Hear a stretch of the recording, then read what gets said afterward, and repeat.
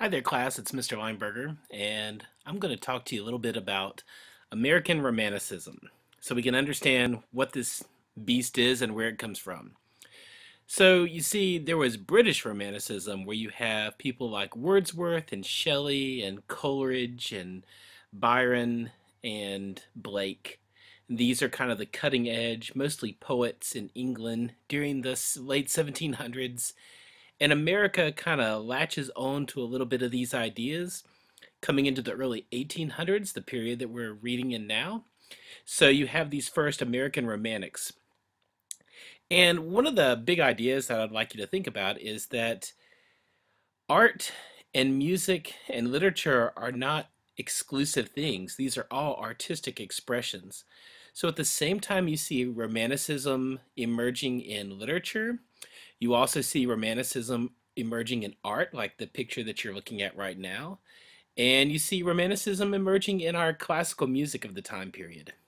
So let's talk a little bit about what American Romanticism looks like and how that's different than British Romanticism. So you have certain attitudes in American Romanticism. One of the key things is you see this distrust of civilization. So often in the American Romantics, the stories will take place in the wilderness. They take place, if they take place in nature, they often start in the city. And usually there's something in the city that bothers the main characters. They run away from it. You also have this nostalgia for the past. Even though America was still a pretty wild area in the early 1800s, there was this nostalgia for a time when we had less civilization, a simpler time, perhaps a time that's less scientific. You got to remember we're coming out of some major scientific thought and political thoughts that were happening around this time period. So, as science and political thought are advancing, or philosophy is advancing, you have this, the world is becoming more complex. We're understanding things in a deeper way. And so you have this nostalgia for the simpler times when things weren't so complicated. You also have this real, where they put individual freedom up on a pedestal and an emphasis on natural beauty. Also, the supernatural peaks in. So, thinking about real quick a piece that you might be a little more familiar with if you had to suffer through it in high school. Many of you read The Scarlet Letter by Hawthorne, and this is a piece of American Romanticism. So, think about Hawthorne. You have this character, Hester Prynne, who not only moves away from England and the civilization of and things in England, but she ends up in America. She even moves away from the town, the village that she's in Massachusetts, to a more remote forest location where she can be free to live the way she wants to live, away from the confining pressures of civilization. In this case, of this very conservative church that she was a part of. And then you have scenes where she has her daughter Pearl, and they're out in the forest, and the sunbeams will come down and they land on Pearl, just like the sunbeams are landing on me right now. They would land on Pearl. No matter where she was, the sunbeams would land on her. But whenever Hester tried to catch up to Pearl, the sunbeams would move. So we have this like supernatural bit. And if you remember, the book ends with a giant meteor exploding in the sky and making a flaming letter A. I mean, that doesn't get much more supernatural than that. So there's some attitudes in American Romanticism. You also have this real emphasis on imagination, especially over reason. So the British Romantics were all about this. They were about this, emotion, imagination. These are the things, not reason, not logic. So literature is just a series of rebellions, and Romanticism comes right after a period called Neoclassicism, in which there was this revival of these sort of philosophically logic-based writings.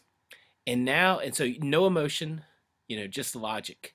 And now the Romantics rebel against that, and they're going to write all emotion and no logic. They're going to go the exact opposite way. So like any, good rebel will do. So a real refutation of science in some ways, Let's get rid of that science and just get right to emotion.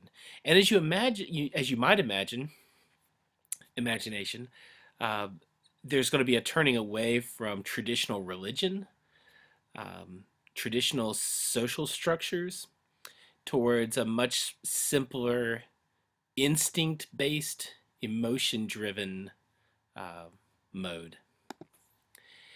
There's also this real veneration of nature that you're going to see in the Romantics, and nature is often described in these real grand terms. And in Romantic paintings, like the one at the beginning, let's quickly jump back to that. So here you have a piece of American Romantic paintings. Uh, so here we have this, idealization of these Native American people in this painting uh, because they live simpler, more instinctual, closer to nature. But often in romantic paintings, you have these big plunging peaks or dark skies or these real contrasted, real, think about like if the romantics were all about emotion, even the landscape paintings are going to have emotion. Even the music is going to have these big dramatic crescendos and decrescendos. So you're going to see that in the literature as well. And think about Rip Van Winkle, the parts where it's describing these mountain passes. I mean, it's really bringing out the beauty in it. And then we have our romantic hero. So he's often young or he's youthful. So not necessarily young, but he can be youthful.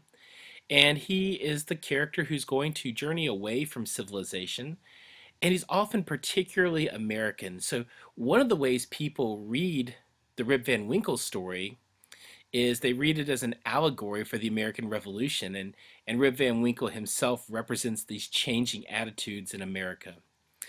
So we're going to try to take a little bit different spin in the class on how we read Rip Van Winkle, but this was all to give you a background in what you need to know about Romanticism to really understand the period.